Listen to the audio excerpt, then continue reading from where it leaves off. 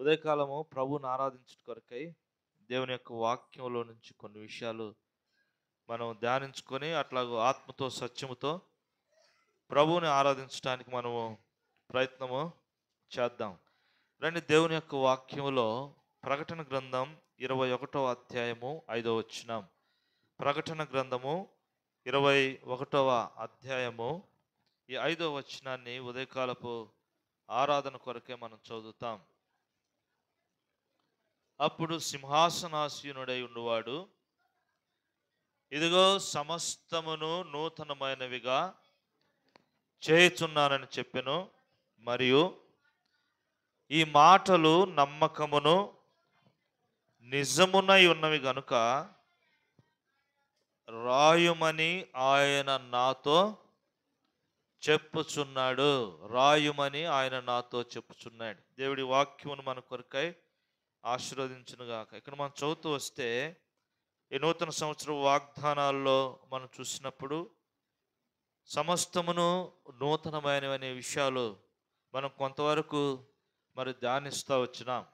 ఈ ఉదయకాలము ప్రభువుని ఆరాధించడం కొరకై మరి ఇక్కడ మనం చదువుతూ వస్తే ఇదే వచనములో చివరి లైను, ఈ మాటలు నమ్మకమును నిజమునై ఉన్నవి. ఈ మాటలు నమ్మకమైనవి, నిజమైనవి. నమ్మకమైనవి, నిజమైనవి. నిజానికి ఆపోజిట్ వాడు నిజము, నిజానికి ఆపోజిట్ వాడు అబద్ధం. నమ్మకానికి వ్యతిరేకము అపనమ్మకం. నమ్మకానికి వ్యతిరేకము అపనమ్మకం. దేవుని యొక్క వాక్యములు ఆయన అంటా ఉన్నాడు, నా మాటలు నిజమును సత్యమునై ఉన్నవి అంటా ఉన్నాడు.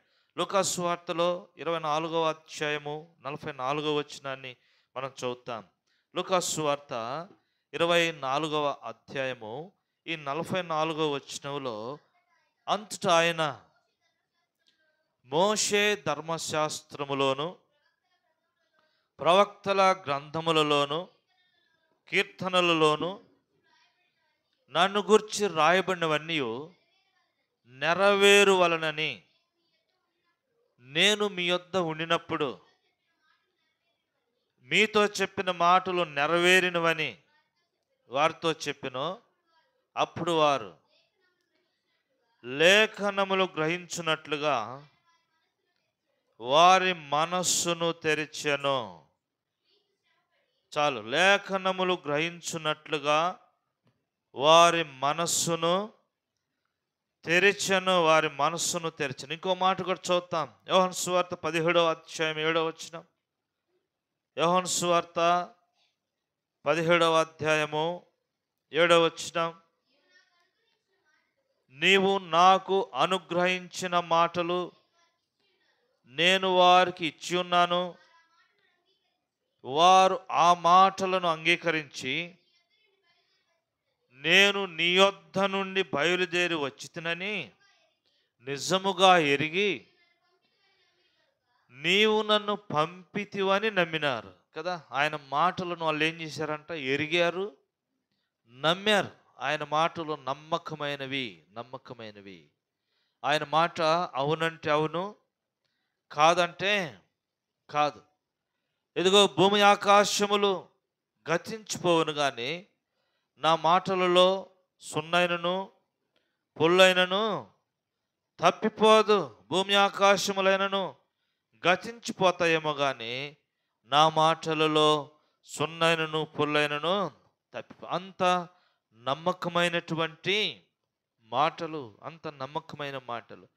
కానీ ఉదయకాలంలో దేవుని యొక్క వాక్యంలో మనము జ్ఞాపకం చేయబడ్డప్పుడు ఆయన అంటూ ఉన్నాడు, ఈ మాటలు నమ్మకమైనవి, ఈ మాటలు నిజమునై ఉన్నవి. ఆయన మాట లేకపోతే ఆయన స్వరము లేకపోతే ఆయన వాక్కు అన్నా కూడా మాటే, స్వరం అన్నా కూడా మాటలే, మాట అన్నా కూడా మాటలు. అవి నమ్మకమైనవి, అవి నిజమైనవని ఆయన మరి జ్ఞాపకము చేస్తూ ఉన్నాడు. కానీ ఉదయకాలము ఈ మాటలు యందు విశ్వాసం ఇచ్చిన మనము ప్రభువుని ఆరాధించడానికి గల కారణాలను కొన్ని చూద్దాం రండి. దేవుని యొక్క వాక్యంలోంచి చూస్తే మత్తయి సువార్త 24వ అధ్యాయం 35వ వచనం. మత్తయి సువార్త 24వ అధ్యాయము 35వ వచనం ఈ మాట మనం చదువుతాము. 24:35 మత్తయి సువార్త. ఆకాశమును భూమియు గతించును గాని నా మాటలు ఏ మాత్రమును గతింపవు. ఇంకో మాట కూడా మార్కు సువార్తలో కూడా ఈ మాటలు రాయబడ్డాయి. మార్కు సువార్త 13వ అధ్యాయము 31వ వచనం. మార్కు సువార్త 13వ అధ్యాయము 31వ వచనంలో మనం చదివితే ఆకాశమును భూమియు లయమైపోతాయి, నా మాటలు నిలిచి ఉంటాయి. నిలిచి ఉండే మాటలు, ఆయన మాటలు ఆకాశమందు నిలకడగా ఉన్నాయి. ఆయన మాటలు ఆకాశమందు నిలకడగా ఉన్నాయి. అవి సత్యముతో కూడినటువంటి మాటలుగా మనకు కనపడతా ఉన్నాయి. ఆయన మాటలు అవునంటే అవును, కాదంటే కాదుగా ఉన్నట్లుగా ఉంటా ఉన్నాయి. ఈ సృష్టి అయినా కూడా లయమైపోద్దేమో కానీ నా మాటకు తిరుగు లేదు. నా మాటకు తిరుగు. చూడండి, ఉదయకాలం కొన్ని దేవుని ఆత్మ సంబంధమైన మాటలు ఆరాధన కొరకే జ్ఞాపకం చేసుకుందాం. మొదటి మాటగా మనం చదువుతాం రండి. కీర్తనల గ్రంథములో 12వ అధ్యాయము 6వ వచనం. కీర్తనలు 12వ అధ్యాయము 6వ వచనాన్ని మనం చదువుతాం. యెహోవా మాటలు పవిత్రమైనవి, అవి మట్టి మూసలో 7 మారులు కరిగి ఊదిన వెండి అంతా పవిత్రమైనవి. మొట్టమొదటిగా దేవుని మాటలు ఎలాంటి అంట? పవిత్రమైనటువంటి మాటలు, పరిశుద్ధమైనటువంటి మాటలు. అందుకే ప్రభువుని ఆరాధించాలి. ఆయన వాక్యము, ఆయన వాక్కు పరిశుద్ధమైనది. ఎందుకు ఆయన వాక్కు పరిశుద్ధమైనదంటే, నేను పరిశుద్ధుడినై ఉన్నాను, ఆయన పరిశుద్ధుడు గనుక ఆయన వాక్యము పరిశుద్ధమైనది. మనం పాపులం గనుక మన నోట నుంచి వచ్చే ప్రతి మాట కూడా పాపపు మాటలే, అపవిత్రమైన మాటలే, అవిధేయకరమైన మాటలే వస్తాయి. తిన్ననైనటువంటి మాట, సరైన మాట మన నోట్లో నుంచి ఒక్కటి కూడా రానే రాదు.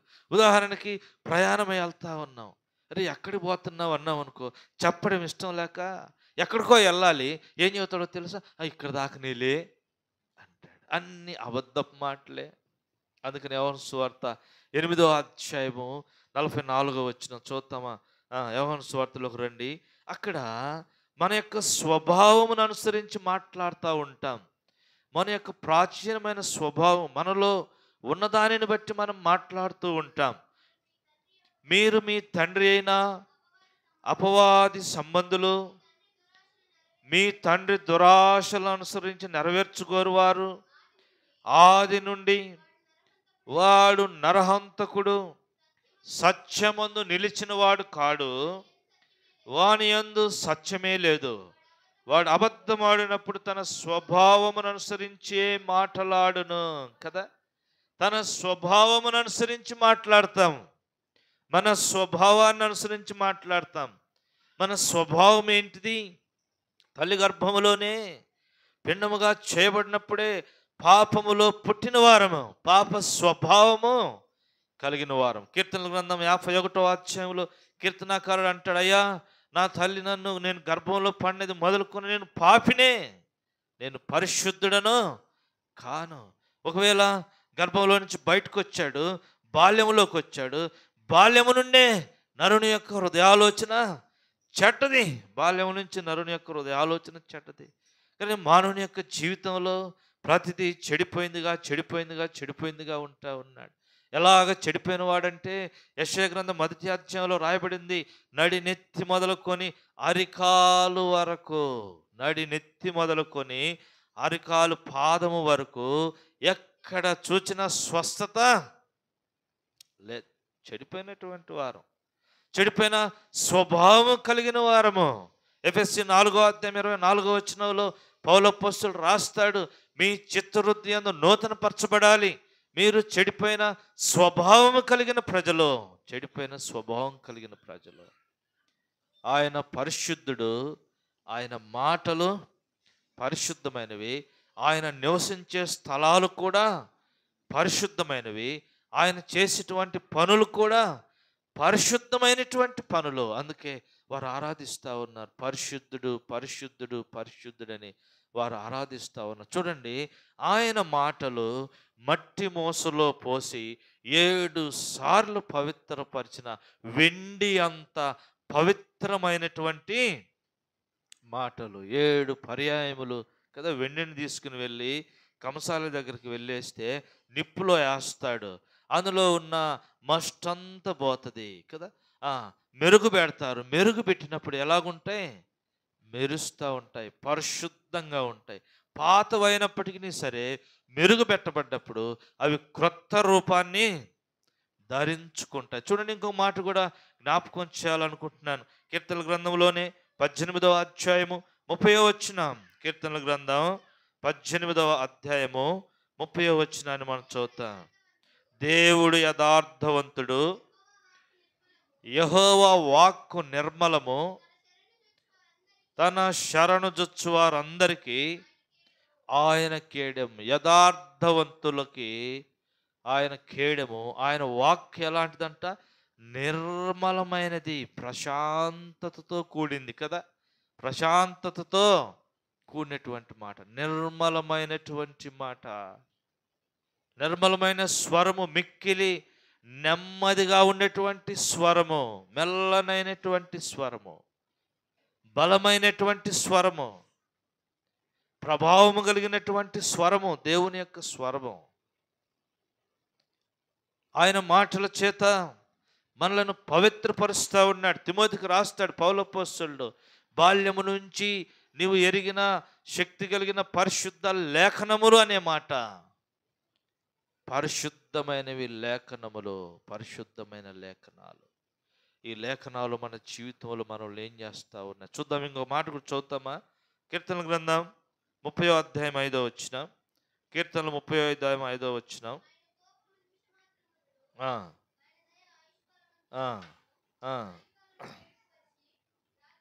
ఇంకో మాట కూడా చూద్దాం. సామెతల గ్రంథం 22వ అధ్యాయం 11వ వచనం. సామెతల గ్రంథం 22వ అధ్యాయము 11వ వచనం. హృదయ శుద్ధిని ప్రేమించుచు దయగల మాటలు పలుకువానికి రాజు స్నేహితుడగును. దేవుని యొక్క మాటలు ఎలాగున్నాయంట? హృదయ శుద్ధిని కలిగించేటువంటి మాటలు, హృదయాన్ని శుద్ధిపరిచేటువంటి మాటలు, హృదయాన్ని శుద్ధిపరిచే మాటలు. అవి వెండిలాగా పుటము వేయబడినటువంటి మాటలు. సామెతల గ్రంథం 30వ అధ్యాయం 5వ వచనం. వెండిలాగా దేవుని మాటలన్నీ పుటము పెట్టబడినవే. ఆయనను ఆశ్రయించు వారికి ఆయన కేడెము. ఆయన మాటలలో ఏమియు చేర్చకము. ఆయన మాటలలో ఏమియు చేర్చకము. అవి పుటము వేయబడిన మాటలు, అవి పవిత్రమైనటువంటి మాటలు, అవి నిజమైనటువంటి మాటలు, అవి సత్యమైనటువంటి మాటలు, అవి నమ్మకమైనటువంటి మాటలు, అవి మనలను పవిత్రపరిచేటువంటి మాటలు, అవి శక్తి కలిగినటువంటి మాటలు. అందుకనే ప్రకటన గ్రంథం 21వ అధ్యాయం 5వ వచనంలో మనం చదువుతా ఉన్నాం, ఈ మాటలు నిజమును నమ్మకమునై ఉన్నవి. లేకపోతే ఈ మాటలు నమ్మకమును నిజమునై ఉన్నవనే మాట తను రాస్తూ వచ్చినాడు. సమస్తమును నూతనమైనవిగా చేస్తున్నానంటే ఒకవేళ మీకు అనుమానం వస్తుందేమో, అనుమానం పడాల్సిన అవసరం లేదు. ఈ మాటలు నిజమైనవి, సత్యమైనవి అని చెప్తూ అందులో రాసిపెట్టు అన్నాడు. ఈ ఉదయకాలం ఆరాధన కొరకు ఈ మాటలు మన హృదయాల్లో రాయబడాలి. 1 కొరింథీయులకు రాసిన పత్రికలో అంటాడు. చూద్దాం ఒక మాట, ఎలాగ రాసుకోవాలా ఈ హృదయంలో అంటే, ఎలాగ రాయాలో తెలుసా?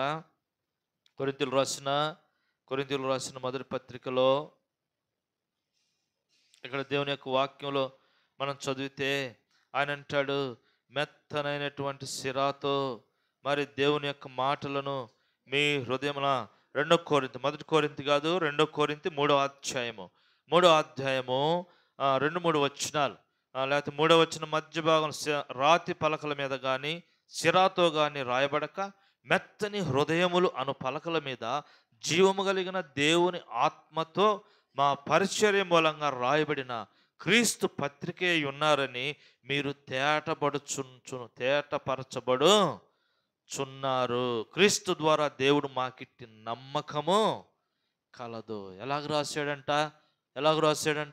దేవుని ఆత్మచేత మెత్తని హృదయాలలో మనం రాసుకోవాలి. మన మెత్తని హృదయాలలో దేవుని ఆత్మచేత దేవుని యొక్క మాటలను మన హృదయాల్లో రాయాలి.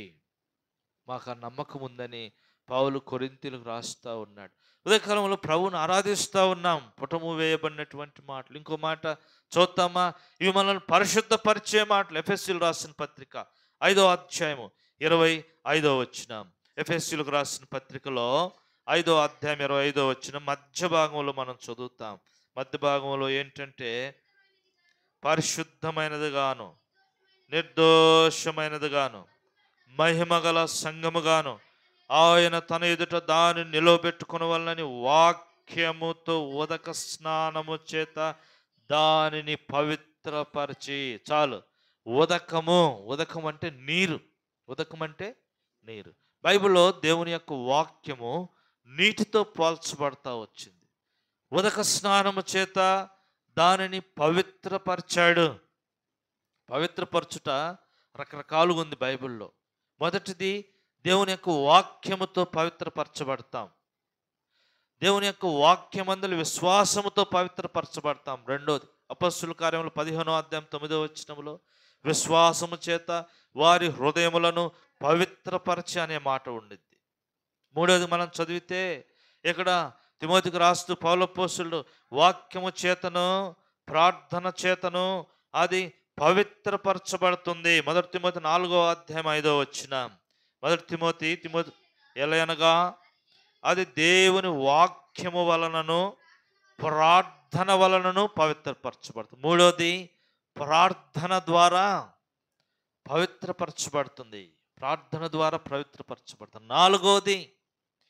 నాలుగోది యేసు రక్తము ప్రతి పాపను. 1 యోహాను పత్రిక 1వ అధ్యాయము, యోహాను రాసిన 1వ పత్రిక 1వ అధ్యాయంలో మనం ఈ మాట మనం చదివితే ఇక్కడ అంటాడు, అది వాక్యము ద్వారా ప్రార్థన ద్వారా విశ్వాసము ద్వారా. 4వ మాటగా చూసినప్పుడు యేసు రక్తము.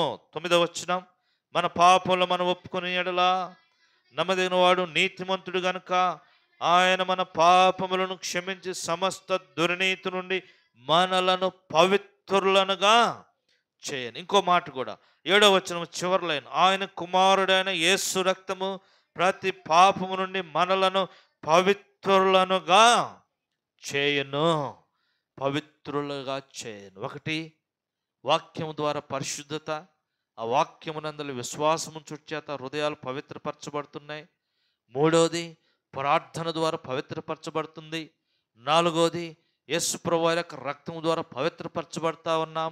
ఐదోది, దేవుని ఆత్మచేత మనం పవిత్రపరచబడతా ఉన్నాం. అన్యజనులు అర్పించు అర్పణ పరిశుద్ధాత్మ వలన పరిశుద్ధపరచబడుతుందని పౌలు అపోస్తలుడు రాస్తాడు. ఐదోది, ఆత్మచేత పరిశుద్ధపరచబడతా ఉన్నాం. కనుక నీ దేవుని యొక్క మాటలు, ఈ జీవం కలిగిన దేవుని యొక్క వాక్యము, ఆది యందున్న దేవుని యొక్క వాక్యము, నమ్మకమైన దేవుని యొక్క వాక్యము, సత్యమైన దేవుని యొక్క మాటలు, నిజమైన దేవుని యొక్క వాక్యము మనల్ని ఏం చేస్తుందంట? సమస్త దుర్నీతి నుండి మనలను పవిత్రులనుగా చేస్తూ ఉంది. అందుకని వాళ్ళు అంటూ ఉన్నారు యోహాను సువార్తలో కదా.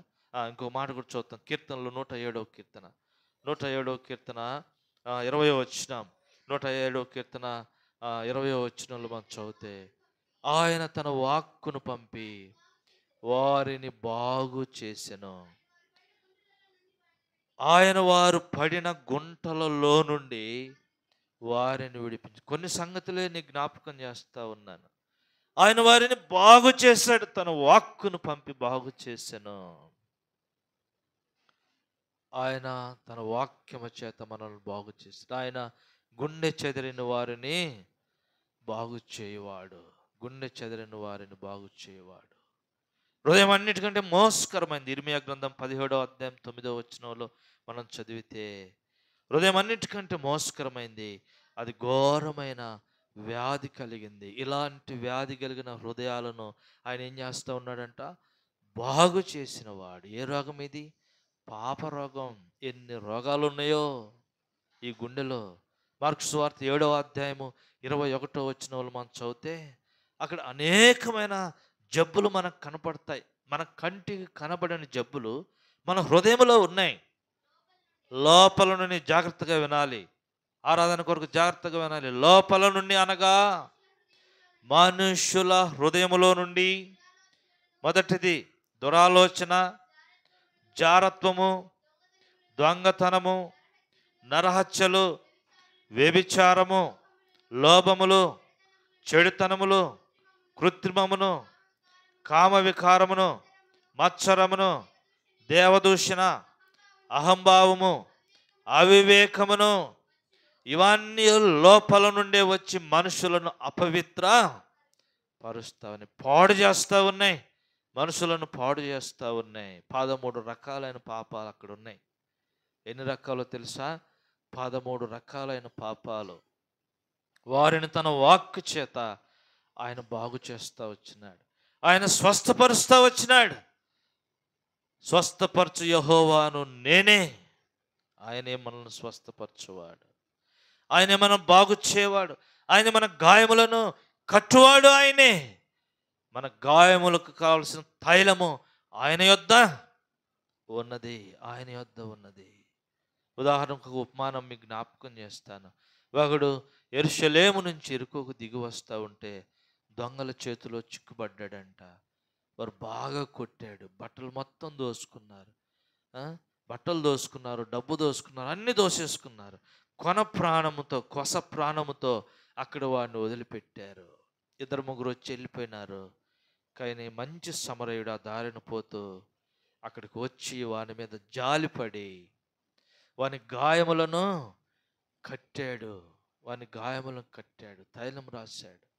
వానిని తన వాహనం మీద ఎక్కించుకొని పూటకూలి వాని ఇంటికి తీసుకుని వెళ్ళి అక్కడ ఉంచాడు. ఆయనతో చెప్తున్నాడు, వీడిని పోషించు.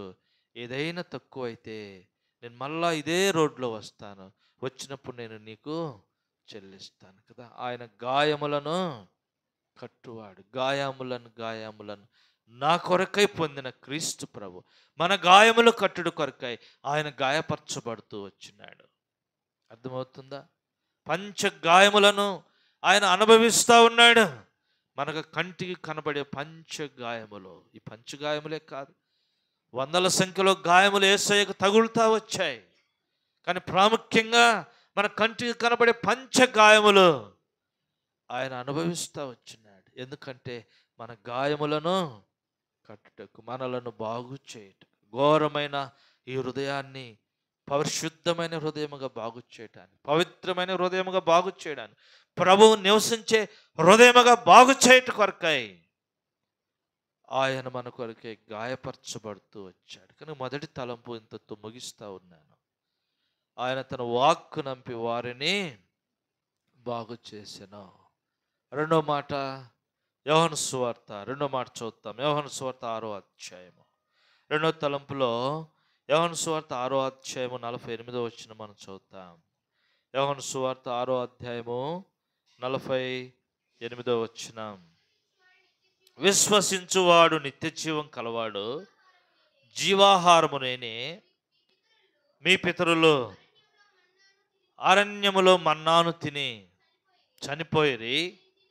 నన్ను తినువాడు చావుకున్నట్లు పరలోకం నుండి దిగి వచ్చిన జీవాహారమును నేను. అంటే ఇందులో 2 తలంపులు ఉన్నాయి. ఆహారాన్ని గురించి రాయబడ్డాడు, జీవాన్ని గురించి రాయబడ్డాడు. మొదటిగా జీవాన్ని గురించి చదువుతాం. జీవము. ఇంకో మాట కూడా చదువుతాం. 6వ అధ్యాయము 63వ వచనం. యోహాను సువార్తలోనే 6వ అధ్యాయం 63వ వచనం. ఆత్మ జీవింపచేయుచున్నది, శరీరము కేవలము నిష్ప్రయోజనమైనది. నేను మీతో చెప్పి ఉన్న మాటలు ఆత్మయు జీవమునై ఉన్నవి. ఆత్మయు జీవమునై ఉన్నవి. ఒకసారి శిష్యుడు అంటున్నాడు, అయ్యా నీవే నిత్య జీవపు మాటలు కలిగిన వాడవు. నీవే నిత్య జీవపు మాటలు కలిగి, నిన్ను వదిలిపెట్టి మేము ఎక్కడికి వెళ్తాం, మేము ఎక్కడికి వెళ్తాం? నీవే సజీవుడువైన దేవుని యొక్క కుమారుడవు, కుమారుడవు. చూద్దామన్నమాట రండి. యోహాను సువార్త 16వ అధ్యాయం 16వ వచనం. అందుకు సీమోను పేతురు, నీవు సజీవుడువైన దేవుని కుమారుడువైన క్రీస్తు, సజీవుడువైన దేవుని కుమారుడువైన క్రీస్తు, నీవు సజీవుడువు, నీ మాటలు కూడా సజీవమైనది, నీ మాటలు కూడా సజీవమైనవి. అందుకని పౌలు అపోస్తలుడు కొలసీలకు రాస్తూ అంటాడు, మనకు జీవమై ఉన్న క్రీస్తు ప్రత్యక్షమై ఉన్నప్పుడు అనే మాట. మొదటి యోహాను పత్రిక 5వ అధ్యాయంలో కూడా మనం చదివితే మన జీవము ఎక్కడ ఉందంట? మన జీవం చదువుతారా రండి. మొదటి యోహాను పత్రిక 5వ అధ్యాయం. చదవగలిగిన వారందరూ బైబిల్ తీయాలి. మన జీవం ఆయన కుమారుని అయిన దేవుని యందు ఉన్నది అనే మాట చూడండి. మొదటి యోహాను పత్రిక 5వ అధ్యాయము 12వ వచనం 11వ వచనం. ఈ జీవము ఆయన కుమారుని యందు ఉన్నది, ఈ జీవం ఆయన కుమారుని యందు ఉన్నది కనుక నీ కుమారుడైన దేవుడు ఆయన జీవము కలిగిన వాడిగా ఉంటా ఉన్నాడు. చూడండి, ఇంకో మాట కూడా అంటాడు. యోహాను సువార్త 17వ అధ్యాయం 3వ వచనంలో అంటాడు, నన్ను ఎరుగుటయే నిత్య జీవం. చదవండి అన్నమాట 17:3 యోహాను సువార్త. అద్వితీయ సత్యదేవుడు అయిన నిన్నును నీవు పంపిన యేసు క్రీస్తుని ఎరుగుటయే నిత్య జీవము. కనుక ఆయన మాటలలో ఏముందో తెలుసా? జీవముంది. ఆయన జీవం కలిగిన వాడు, మాట ద్వారా సమస్తమును సృజించినటువంటి వాడు. అందుకనే యోహాను సువార్త 11వ అధ్యాయం 11వ వచనంకి వెళ్తే అక్కడ ఒక సంఘటన జరుగుతూ ఉంది. మరియా మార్తా లాజరును గురించిన సంఘటన. చదవండి. ఆయన ఈ మాటలు చెప్పిన తరువాత మన స్నేహితుడైన లాజరు నిద్రించుచున్నాడు, ఆయనను మేల్కొల్ప వెలుచున్నాము చెప్పగా శిష్యులు, ప్రభువా, అతడు నిద్రిస్తే బాగుపడతాడు అంటూ అక్కడికి వెళ్ళారు. సమాధి దగ్గరికి వెళ్ళిన తర్వాత అంటాడు, లాజరు బయటకు రమ్ము, లాజరు బయటకు రా అంటారు. కొంతమంది బైబిల్ పండితులు ఏం చెప్తారంటే, లాజరు అని ఎందుకు పేరు పెట్టాడు? బయటకు రా అంటే బయటకు వచ్చాడు కదా అంటే, బయటకు రా అంటే అక్కడ ఇంక ఎంతమంది ఉన్నారు ఆ చుట్టుపక్కల? బయటకు రా అంటే ఏమొస్తాయో బయటికి. అందుకనే ప్రత్యేకంగా పేరు పెట్టాడు. ప్రత్యేకంగా జీవము పొందుటకు దాఖలైన ప్రతి వాని పేరు, జీవం పొందుటకు దాఖలైన ప్రతి వాని పేరు. దానియేలు గ్రంథంలో ఆ మాటలు రాయబడతాయి.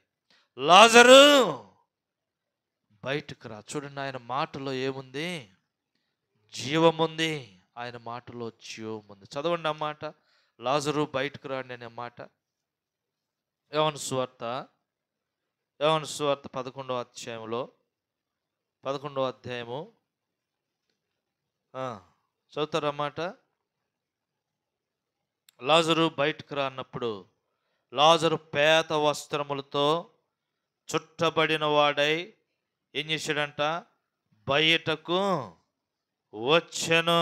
43వ వచనం. ఆయన అలాగూ చెప్పి లాజరు బయటకు రమ్మని బిగ్గరగా చెప్పగా చనిపోయిన వాడు కాళ్ళు చేతులు ప్రేత వస్త్రములతో కట్టబడిన వాడై వెలుపలికి వచ్చాడు. చూడండి, చనిపోయిన వానిలో ఏమి ప్రవేశించింది? జీవము ప్రవేశించింది. పేత వస్త్రములతో కట్టబడిన వాడై వెలుపలికి వచ్చాడు. అలాగ ఆయన అనేకులను బ్రతికిస్తూ వచ్చినాడు. మృతులలో నుండి లేపబడిన వారికి లాజరు గుర్తుగా ఉంటా ఉన్నాడు. సజీవుడైన లాజరు. మనం కూడా పాపముల చేతను అపరాధముల చేతను చచ్చిపోయినాం. లాజర్కి జబ్బు వచ్చి చచ్చిపోయాడు. రోగి అయి చనిపోయినాడు లాజరు. కానీ మనం ఎలాగ చచ్చాం? చూడడానికి బాగానే ఉన్నాం, బాగా తింటున్నాం, బాగా తాగుతున్నాం, బాగా సుఖంగా ఉంటున్నాం, సంతోషంగా ఉంటున్నాం. అన్ని బాగానే ఉన్నాయి. కానీ ఆత్మీయమైన స్థితిని దేవుడు మనలను చూచినప్పుడు మనం ఎలాగున్నామంటే దేవుని దృష్టిలో ఇదిగో బ్రతుకుచున్నావు అన్న పేరు మాత్రమే ఉంది, జీవించుచున్నావు అన్న పేరు ఉంది, కానీ నీవు మృతుడవే, మృతుడవే. చూద్దాం ఇంకొక మాట. యేస్కేలు గ్రంథం 37వ అధ్యాయము. యేస్కేలు గ్రంథము 37వ అధ్యాయంలో అక్కడ మనకు ఒక లోయ కనపడతా ఉంది. అక్కడ ఒక లోయ మనకి కనపడతా ఉంది. 6వ వచనం, చర్మము కప్పి మీకు నరములనిచ్చి మీ మీద మాంసం పొదిగి చర్మము మీద కప్పెదను, మీలో జీవాత్మను ఉంచగా మీరు బ్రతుకుదురు, బ్రతుకుదురు. చూడండి 37వ అధ్యాయంలో 2వ వచనం, ఎముకలు అనేకముల లోయలో కనబడిను, అవి కేవలము ఎండిపోయిన ఎముకలు, ఎండిపోయిన ఎముకలు కదా, ఎండిపోయిన జీవితం. ఇంకో మాట అంటాడు, ఈయన అడుగుతున్నాడంట, ఆయన నరపుత్రుడా ఎండిపోయిన ఈ ఎముకలు బ్రతకగలవని అడుగుగా, ప్రభువా యెహోవా అది నీకే తెలియనంటావు. అప్పుడు అంటున్నాడు, చెప్పు, ఆ ఎముకలతో చెప్పు. ఏం చెప్పాలి? ఇప్పుడు అంటున్నాడు, చెప్పు, నేను చెప్పినాడు చెప్పు ఆ ఎముకలతోటి. ఎండిపోయిన ఎముకలారా యెహోవా మాట ఆలకించుడి. ప్రభు అయిన యెహోవా సెలవిచ్చిందేమనగా, బ్రతుకున్నట్లు నేను మీలోనికి జీవాత్మను రప్పించుచున్నాను. ఎముకలతో చెప్తా ఉన్నాడు, ఎండిపోయిన ఎముకల్లారా యెహోవా మాట ఆలకించడు. చూడండి, దేవుని యొక్క మాట ఎంత సజీవమైనదో, సజీవమైందో. అందుకని హెబ్రీయులకు రాస్తూ 4వ అధ్యాయంలో పౌలు అపోస్తలుడు జ్ఞాపకం చేస్తాడు, 12వ వచనంలో అనుకో, ఆయన మాట సజీవము బలము గలనదై, ఎందుకనగా దేవుని యొక్క వాక్యము సజీవమై బలము కలిగినదై 2 అంచులు కలిగిన ఎటువంటి ఖడ్గము కంటెను వాడిగా ఉండి ప్రాణమును ఆత్మను కీళ్లను అనగా దేహమును మూలుగలను విభజించునంత వరకు హృదయము యొక్క తలంపులను ఆలోచనలను శోధిస్తావు. చూడండి, ఇక్కడ హృదయము ఎముకలు అన్నాడు. ఎముకలలో ఏముందంట? ఎముకల్లో ఏముంటుంది? ఎముకల్లో ఏముంటుంది? మజ్జ, మూలుగా. అంటే సైన్స్ భాషలో మజ్జ అంటారు, మామూలుదో మూలుగా అంటారు. మూలుగా కొడతారు, కొట్టి అంటారే, తెలీదా ఎముకల్లో? కొంతమంది గుజ్జు, మీ భాషలో గుజ్జు, ఆ గుజ్జు కదా. దేవుని యొక్క వాక్యము ఏమేమి వేరు చేస్తుందంట? ఆత్మను ప్రాణమును దేహమును విభజిస్తూ ఉంది. అది ఎముకలలోనికి ప్రవేశిస్తూ ఉంది, ఎముకల లోపల ఉన్న మజ్జలోనికి ప్రవేశిస్తూ ఉంది. ఎందుకు ఈ మాట చెప్తున్నా అంటే, సైన్స్ ప్రకారం చూస్తే ఈ రక్త కణాలు ఎక్కడ పుడతాయంటే అస్థి మజ్జలో పుడతాయి. ఎర్ర రక్త కణాలు ఎముకలలో ఉన్న ఆ గుజ్జులో పుడతాయి. అర్థమవుతుందా? ఒక వ్యక్తికి రక్తము తక్కువైతే ఏం చేయాలో తెలుసా? ఎముకలకు బలమిచ్చేటువంటి ఆహారం తీసుకోవాలి, అప్పుడు రక్తము ఇంప్రూవ్ అవుద్ది. దేవుని యొక్క వాక్యం ఈ విధంగా చెప్తా ఉంది, పాత నిబంధనలోంచి చెప్తా ఉన్నాడు. ఒకని దేహానికి ప్రాణం ఏదంటే అతని యొక్క రక్తం, అతని యొక్క రక్తం. కనుకనే దేవుని యొక్క వాక్యము ఎక్కడైతే మనకు రక్తము సృజించబడతా ఉందో ఆ మూలాలలోనికి వెళ్తా ఉంది. ఆ మూలాలలోనికి వెళ్ళి అది మనల్ని పవిత్రపరుస్తూ ఉంది, జీవముతో నింపుతా ఉంది. ఆ పాదమస్తకం మనలను నూతన పరుస్తూ ఉంది, జీవముతో నింపుతా ఉంది. అందుకే ఉదయకాలం ప్రభువుని ఆరాధించాలి. మొదటి తలంపులు ఏం జ్ఞాపకం చేశాను? ఆయన మాటలు పవిత్రమైనవి, అవి వెండి అంత పవిత్రములైనవి. ఆయన మాటలు మనలను పరిశుద్ధపరుస్తూ ఉన్నాయి. వాక్యమనే ఉదక స్నానం చేత దేవుడు మనల్ని పవిత్రపరిచాడు, పరిశుద్ధపరిచాడు. దేవుని యొక్క వాక్యము నిర్మలమైనది. ఆయన మాటలు నమ్మకమైనవి. ఆయన మాటలు సత్యమైనవి అనే మాటలు మనం జ్ఞాపకం చేయబడ్డాం. దేవుడు కలంకములను ముడతలను అట్టిది లేకుండా మనలను తన వాక్యము చేత పవిత్రపరిచాడు. 107వ కీర్తనలు మనం చదువుతా వచ్చాం. ఆయన తన వాక్కును పంపి వారిని బాగా చేసిన. రెండవ తలంపులు ఏం జ్ఞాపకం చేస్తా ఉన్నాం? ఆయన మాటలు జీవము కలిగినవి, నిత్య జీవపు మాటలు కలిగిన వాడు, నిత్య జీవపు ఓట, నిత్య జీవపు ఓట. అర్థమవుతుందా? ఇర్మియా గ్రంథంలో అంటాడు, జీవ జలపు ఓటయన నన్ను విడిచి వీరు ఏం చేస్తున్నారంట? కారు త్రొట్లను తొలిపించుకుంటున్నారంట కదా. జీవ జలపు ఓట, జీవ జలపు ఓట. కానీ ఉదయ కాలము ఆ ప్రభువుని ఆరాధిస్తూ ఇంకో మాట జ్ఞాపకం చేస్తాను. యోహాను సువార్త 5వ అధ్యాయం 24వ వచనం చదవండి. యోహాను సువార్త 5వ అధ్యాయము 24వ వచనం. నా మాటలు విని నన్ను పంపిన వాని యందు విశ్వాసం ఉంచువాడు నిత్య జీవము కలిగిన వాడు. వాడు తీర్పులోనికి రాక మరణములో నుండి జీవములోనికి దాటి ఉన్నాడు. నా మాటలు విని వాటి యందు విశ్వాసం ఉంచితే, నన్ను పంపిన వాని యందు విశ్వాసం ఉంచితే, నా మాటలు యందు విశ్వాసం ఉంచితే, అవి జీవము కలిగిన మాటలు గనుక వాడు మరణములో నుండి జీవములోనికి అడుగు పెడతాడంతే, దాటిపోతాడంతే. మరణాన్ని ఒక అడుగుతో దాటి జీవములోనికి వెళ్ళిపోతాడు, జీవాన్ని స్వతంత్రించుకుంటాడు. అందుకనే ప్రాణగ్రంథం 21వ అధ్యాయం 5వ వచనంలో అంటాడు, ఈ మాటలు నమ్మకమైనవి, నిజమునై ఉన్నవి కనుక వాటిని అందులో రాయమన్నాడు. నేను ఎముకలతో మాట్లాడుతూ ఉన్నాడు. నేను ఎండిపోయిన స్థితి, ప్రాణం లేని స్థితి అంటే ఎండిపోయిన స్థితి. చూడండి, మనిషి చనిపోయిన తర్వాత కొన్ని రోజుల తర్వాత తిరిగి సమాధిని ఓపెన్ చేస్తే ఏముంటాయి తెలుసా? అందులో చర్మం ఉండదు, మాంసం ఉండదు. ఏముంటాయి? ఎముకలే ఉంటాయి. అందుకని యేసుక్రీస్తు చెప్తున్నాడు, ఇందాక జ్ఞాపకం చేశాను, నా మాటలాగా చెప్పు, ఎముకలతో చెప్పు, నేను చెప్తున్నానని. ఎముకలారా మీరు తిరిగి బ్రతకండి.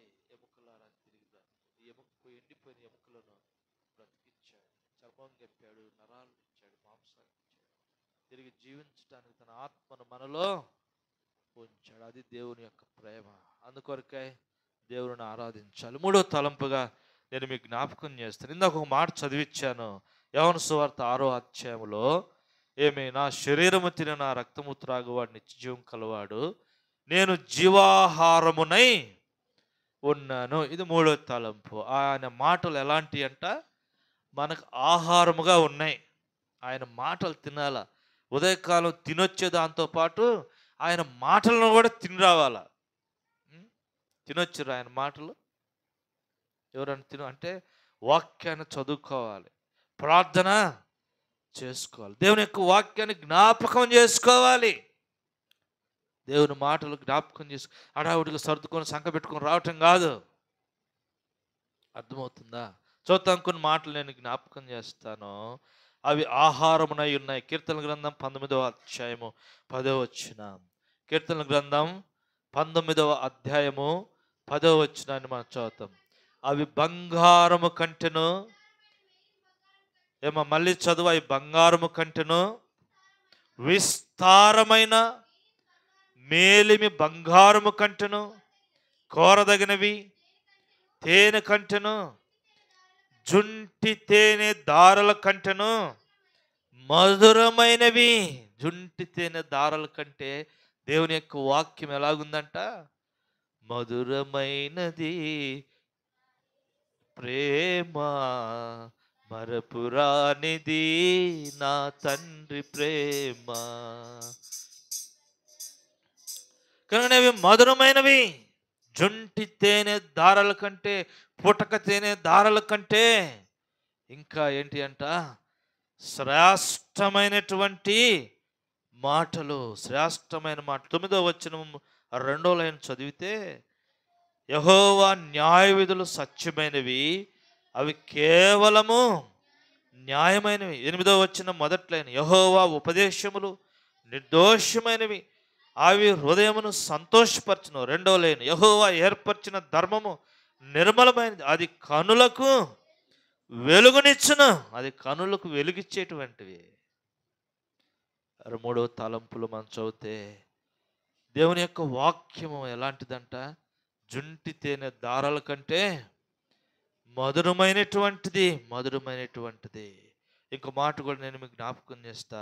119వ కీర్తన, 119వ కీర్తనలో ఒక మాట జ్ఞాపకం చేసుకుందాము.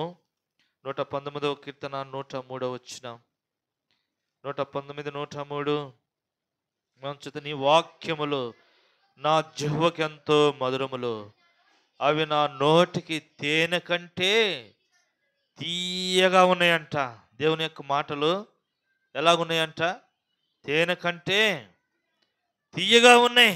నా నోటికి తేనె కంటే తీయగా ఉన్నాయి. కానీ ఉదయకాలము ప్రభువుని ఆరాధిస్తాం. తేనె కంటే తీయనైన మాటలు ఆయన మాటలు. అందుకని అక్కడ ఒక వ్యక్తితో చెప్తా ఉన్నాడు. ఏస్కేలుతో అంటాడు 3వ అధ్యాయం 1వ వచనంలో, ఏస్కేలు నువ్వు చక్కగా నిలబడు, నేను నీకు చూపించిన దాన్ని నువ్వేం చేయాలా, భుజించు, భుజించు. దేవుని యొక్క మాటలు భుజిస్తే ఈనాడు మనం బ్రతుకుతాం. అందుకనే ప్రభువారు శత్రువు చేత శోధించబడుతున్న దినాలవి. మత్తయి సువార్తలోనికి రండి, ఒక మాట మీకు జ్ఞాపకం చేస్తాను ఈ తలంపులో. మత్తయి సువార్తలో 4వ అధ్యాయము, మత్తయి సువార్త 4వ అధ్యాయాన్ని మనం చదివితే 4వ అధ్యాయం 3వ వచనంలో, ఆ శోధకుడు ఆయన వద్దకు వచ్చి, నీవు దేవుని కుమారుడు అయితే ఈ రాళ్ళు రొట్టెలుగునట్లు ఆజ్ఞాపించమనను. అందుకు ఆయన, మనుష్యుడు రొట్టె వలన మాత్రం కాదు కానీ దేవుని నోట నుండి వచ్చు, ఒక్కళ్ళే చదవాలి, దేవుని నోట నుండి వచ్చు ప్రతి మాట వలన జీవిస్తాడు. దేవుని నోట నుంచి వచ్చు ప్రతి మాట కదా, ఆయన మాటలే మనకు జీవం. ఏదో ఈనాడు తింటున్నాం, త్రాగుతున్నాము, మంచి వస్త్రాలు కట్టుకుంటున్నాం, సౌఖ్యంగా ఉంటున్నామంటే అది మంది కాదు. మానవుని జీవం ఏపాటిది, అంతలో కనబడి అంతలో మాయమయ్యేది మానవుని యొక్క జీవితం.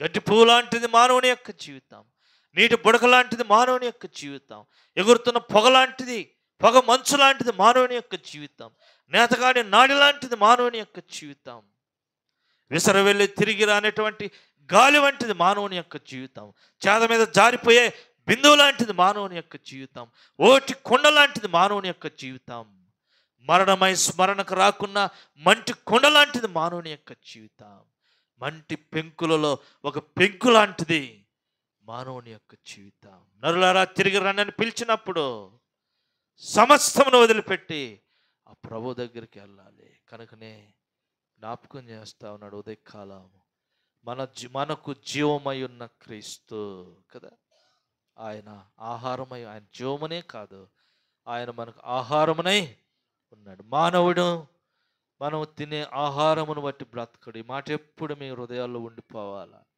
ఈరోజు మనం బ్రతుకుతున్నాము, ఒక నూతన సంవత్సరంలోనికి ప్రవేశపెట్టామంటే గత కాలంలో మనం తిన్న తిండి కాదు, మనం ధరించిన వస్త్రాలు కాదు, దేవుని వాత్సల్యమును బట్టి, అనుదినము నూతనంగా మన ఎడల ఆయనకు పుట్టు వాత్సల్యతను బట్టి మనలను దేవుడు నూతన సంవత్సరంలోనికి ప్రవేశపెట్టి మొదటి ప్రభుదినంలో మనల్ని ఉంచాడు. విలాపవాక్యం లామినేషన్స్లో అంటాడు, ఆయనకు అనుదినము మన ఎడల నూతనమైన వాత్సల్యత పుట్టుతుంది. చదువుతారా మాట? చదవండి విలాపవాక్యముల గ్రంథం, ఇర్మియా విలాపవాక్యం, లామినేషన్స్, ఇర్మియా విలాపవాక్యములు 3వ అధ్యాయము 22వ వచనం, యెహోవా కృపగలవాడు, ఆయన వాత్సల్యత ఎడతెక్క నిల్చున్నది కనుక మనము నిర్మూలము కాకున్నవారు, అనుదినము నూతనముగా ఆయనకు వాత్సల్యత పుట్టుతున్నది. నీవు ఎంతైనా నమ్మదగిన వాడు. అందుకని అంటాడు, నువ్వు ఎంతైనా నమ్మదగిన వాడవు కనుక కింద వచనాలు ఏమంటాడో తెలుసా? 24వ వచనంలో, ఆయన యందు నేను నమ్మిక, ఆయన నమ్మదగిన వాడు కనుక నేను ఆయన యందు నమ్మిక ఉంచుకుంటా ఉన్నాను. ఆయన మాటలు నమ్మదగినవి కనుక ఆయన యందు నమ్మిక ఉంచుకున్నా. కనుకనే ఉదయకాలం ప్రభువును ఆరాధించడానికి జీవాహారమై ఉన్న దేవుడు, జీవాహారమై ఉన్న దేవుడు. ఇంకో మాట మీకు జ్ఞాపకం చేస్తాను, 4వ మాటగా. చాలా మాటలు ఉన్నాయి, కొన్ని మాటలే జ్ఞాపకం చేస్తాను. 4వ మాట, అవి మనలను రక్షించే మాటలు. అపోస్తుల కార్యముల గ్రంథం రండి. అపోస్తుల కార్యముల గ్రంథము 11వ అధ్యాయం 14వ వచనం. అపోస్తుల కార్యములు 11వ అధ్యాయము 14వ వచనం. నీవును నీ ఇంటి వారందరూ ఏ మాటల వలన రక్షణ పొందగలరో ఆ మాటలు అతడు నీతో చెప్పును. చూడండి, రక్షింపబడడానికి అవసరమైనదే దేవుని యొక్క వాక్యం. ఏ మాటల వలన నీకు రక్షణ కలుగుతా ఉందో ఆ మాటలు ఎవరిలో ఉంచాడంట? పేతురులో ఉంచాడు. ఓ కొర్నేలి, కొర్నేలి సందర్భం ఇది. జపములు, తపములు, ఉపవాసములు, దీక్షలు, కాయ కర్పూరాలు, సాంబ్రాణి కడ్డీలు, పొర్లు దండాలు, బిందెల మీద నీళ్ళు, నిలువు దోపిడీలు, మురిగిపోయిన నీ తల వెంట్రుకలు, చినిగిపోయిన వాడిపోయిన నీ వస్త్రాలు, నువ్వు సంపాదించి దోసుకొని తెచ్చిన ఏసినాన్ని కూడా నీ పాపం తీసిపోలేవు. నువ్వు మునుగుతున్న మురికి నీళ్ళల్లో నీ పాపం కొట్టుకొని పోదు. కానీ ఏ మాటల వల్ల నువ్వు రక్షణ పొందాలో జ్ఞాపకం పెట్టుకో. ఆ మాటలు నీకు ఇంకా తెలియవు, ఇంకా వినలేదు. పేతుని పిలిపించు. సిమోను పేతును, మారు పేరు గల సిమోను పేతుని పిలిపించు. ఏ మాటల ద్వారా నువ్వు రక్షణ పొందాలో ఆ మాటలు నీకు తెలియచేయబడతాయి. దేవుని యొక్క మాటల్లో రక్షణ ఉంది. ఒక వ్యక్తి పాపంలో నుంచి బయటకు రావడానికి అవసరమైన మాటలు ఆయనవి, మనల్ని రక్షించేటువంటి మాటలు, రక్షించే మాటలు. చూద్దాం ఇంకొకటి 2 మాటలు నేను మీకు జ్ఞాపకం చేస్తాను. మొదటి కొరింథీయులకు రాసిన పత్రికలో మొదటి అధ్యాయం, కొరింథీయులకు రాసిన మొదటి పత్రిక మొదటి అధ్యాయము, కొరింథీయులకు రాసిన మొదటి పత్రిక మొదటి అధ్యాయము 18వ వచనం. సిలువను గుర్చిన వార్త నశించున్న వారికి వెరితనముగాను, రక్షింపబడుతున్న మనకు దేవుని శక్తి. 21వ వచనం. మధ్యలైన్లో సువార్త ప్రకటనని వెరితనము చేత నమ్మువారిని రక్షించుట దేవుని దయాపూర్వక సంకల్పం. దేవుని దయాపూర్వక సంకల్పం. వాక్యము చేత మనల్ని పవిత్రపరచడమే కాదు, ఆయన వాక్యము మనకు ఆహారమే కాదు, ఆ వాక్యము మనకు జీవమే కాదు, ఆ వాక్యము మనలను రక్షించేదిగా, కాపాడేదిగా. ఆత్మీయంగా, భౌతికంగా ఈ లోకంలో మనం కొనసాగుతున్న ఈ దినాలలో మన చుట్టూ ఉన్నటువంటి ఆపదలన్నిటిలో నుండి ఆయన వాక్యము చేత మనల్ని రక్షించేవాడిగా ఉంటావు. కీర్తనకారుడంటాడు, నా చుట్టూ 10,000 మంది పడినను వాళ్ళెవరు నన్నేమి కూడా చేయలేదు. అయ్యా, గడాంధకారపు లోయలలో నేను సంచరించినను నీ దుడ్డుకర్ర, నీ దండము నన్ను ఆదరించును. ఆదరించే వాక్యం, బ్రతికించే వాక్యం, బలమునిచ్చే వాక్యం, బలమునిచ్చే వాక్యం. అవునా? బలమునిచ్చే వాక్యం. నీ వాక్యమే నన్ను బ్రతికించింది. నీ వాక్యమే నన్ను బ్రతికించెను. బాధలలో నెమ్మదినిచ్చును. నీ వాక్యమే నన్ను బ్రతికించెను. బాధలలో నెమ్మదినిచ్చెను. కృపాశక్తి, దయాశక్తి సంపూర్ణుడా, వాక్యమై ఉన్న యేసు వందనమయ్యా. కృపాశక్తి, దయాశక్తి సంపూర్ణుడా, వాక్యమై ఉన్న యేసు వందనమయ్యా. నీ వాక్యమే నన్ను బ్రతికించెను. బాధలలో నెమ్మదినిచ్చెను. అందుకనే తిమోతికి రాస్తూ ఒక మాట జ్ఞాపకం చేస్తాను. 1 తిమోతి 1:15 పాపులను రక్షించుటకు క్రీస్తు యేసు ఈ లోకమునకు వచ్చిననే మాట. చదవండి ఆ మాట. పాపులను రక్షించుటకు, పాపములను కాదు, పాపులను రక్షించుటకు క్రీస్తు యేసు లోకమునకు వచ్చిన మాట. ఈ వాక్యము నమ్మదగినదియు పూర్ణాంగీకారమునకు పూర్ణ అంగీకారమునకు యోగ్యమునైనది. ఏ వాక్యం అంట? ఆ దేవాతి దేవుడు పాపులను రక్షించడానికి ఈ లోకానికి వచ్చాడు. కృపాశక్తి సంపూర్ణుడుగా మన మధ్యలో నివసిస్తూ వచ్చాడు. సశరీరుడిగా ఆయన ప్రత్యక్షమవుతూ వచ్చాడు. ఈ మాటలు ఏంటి అంట? పూర్ణాంగీకారమునకు యోగ్యమునై ఉన్నాయి. అందుకని ఉదయకాలం సాగిలు పడతాం ఆయన పాదపీఠం ఎదుట. ఈ తలంపులు హృదయంలో ఉంచుకొని ఒకరిని తర్వాత ఒకరు ప్రభువును స్తుతించి ఆరాధిస్తాం. అటు కృప దేవుడు మనకి అనుగ్రహించునుగాక. ఆమేన్. ఆరాధనకు వెళ్ళి